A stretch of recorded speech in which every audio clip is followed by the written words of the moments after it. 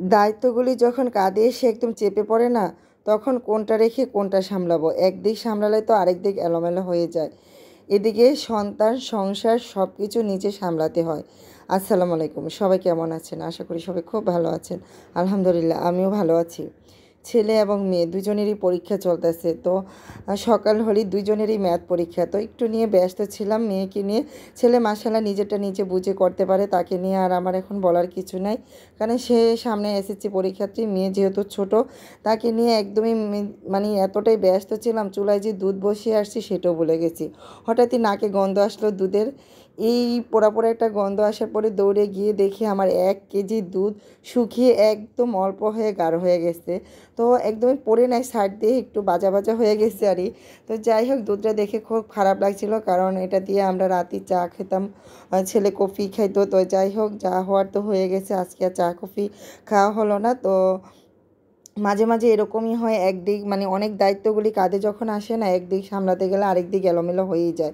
কারণ মেয়ে ছোট মানুষ, তাকে নিয়ে মানে বসে বসে বুঝিয়ে ম্যাথ করাতে হয়, তো এদিকটা ভুলে গিয়েছিলাম। তো যাই কথা বলতে বলতে কিন্তু আমার ছাদ বাগান থেকে কিছু পুঁই শাক, কয়েকটা বেগুন, একটা মূলা দিয়ে নিয়ে আসলাম। তো বাসায় যেহেতু কাতলা মাছ ছিল, সেটা দিয়ে ভাবলাম একটু ঝোল ঝোল করে রান্না করব। অনেক দিন হয় যে পুঁই শাক দিয়ে একদম পাতলা ঝোল খাওয়া হয় না।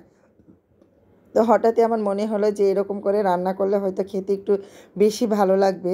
তো যাই হোক, যে কথা সে কাজ, ছাদ থেকে এনে কুটে কেটে একদম পরিষ্কার করে রান্না বসিয়ে দিয়েছি।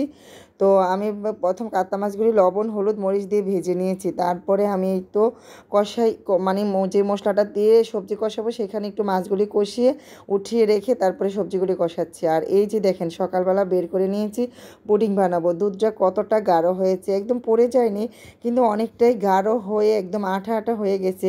তবে এটা দিয়ে সন্দেশ বানালে খেতে একটু বেশি ভালো লাগতো, যেহেতু অল্প এটা দেওয়ার সন্দেশ বানায় নেই। তো ভাবলাম যে আজকেও তো দুধ রেখেছি, এটাও আবার জাল করে নিই। আজকেও 1 কেজি দুধ রেখেছি, তো এটা জাল করে ওই দুধটার সাথে মিক্স করে দেখি যদি পুডিং বানানো সম্ভব হয়, পুডিং বানিয়ে দেবো। কারণ আমার বাচ্চারা অনেক দিন হয় পুডিং খায় না, তারা অনেক বেশি পছন্দ করে। আর ওই যে অতিরিক্ত কাজে যখন মানে কাজ বড় হয় না, তখন এই যে এরকমই এলোমেলো হয়ে যায়। রাতে পুড়িয়েছি দুধ, মানে শুকিয়ে গেছে দুধ। সকালবেলা উঠিয়ে আমি ধনিয়ার গুঁড়া নাই, জিরার গুঁড়া নাই, তো ধনিয়াটা চুলায় বসিয়ে আমি একটু পিছন দিকে হতে না হতেই চুলা থেকে হঠাৎ কেন জানি ফ্রাই প্যানটা পড়ে একদমই মানে হ্যান্ডেলটা ভেঙেই গেল। তো এরকম হচ্ছে আমার সাথে, কেন যে হচ্ছে বুঝতে পারতাছি না। মানে অতিরিক্ত চাপ আমার মধ্যে হয়তো ভর করেছে, তার জন্যে হয়তো কাজগুলি সব কিছু আমার এলোমেলো হয়ে যাচ্ছে।